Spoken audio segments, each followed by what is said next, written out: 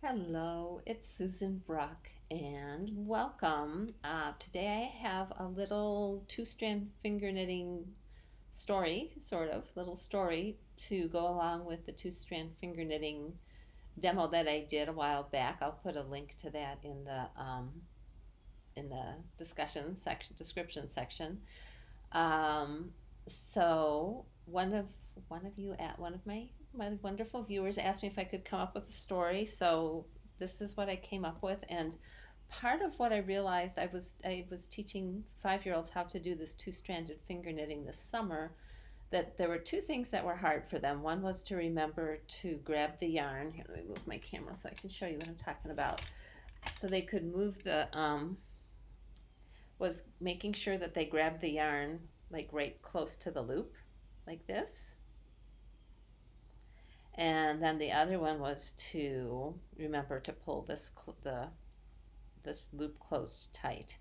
So I tried to address that in this little story, and it goes like this. And of course, um, my the characters in my story are called Green and Blue, but use whatever the names of whatever colors you have. I thought about using a different name that wasn't the color, but I think that just using the colors will make it the easiest to do. So, this is our little finger knitting story. Green and Blue were the best of friends. They loved each other so much. They liked to play together every day.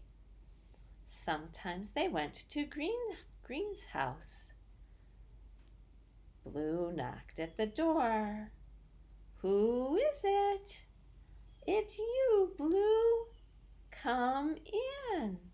And then Green closed the door tight. The next day, Green knocked on Blue's door. "Knock, knock. Who's there?" "It's you." He gave Green a nice hug and closed the blue door tight. And so it went, day after day. Blue came to visit Green. "Come in." He gave Blue a hug and closed the green door tight. And the next day, Green came to visit Blue. "Come in." And Blue gave Green a hug and closed the blue door tight. So that's it. You come in, get a hug to help remember to hold on to that string, a nice tight hug, and close the door tight. And then Green visits Blue, gets a nice hug, and closes the blue door tight. And so it goes back and forth. So if you give this a try, let me know how it goes, or if you have another idea. This is really simple, but it might help to get the idea of what's going on. And the I worked with about 25-year-olds this summer, not all at the same time, and it took them a while to learn how to do this, but they got it. And once they got it, they really liked it a lot. So, and I still like it a lot.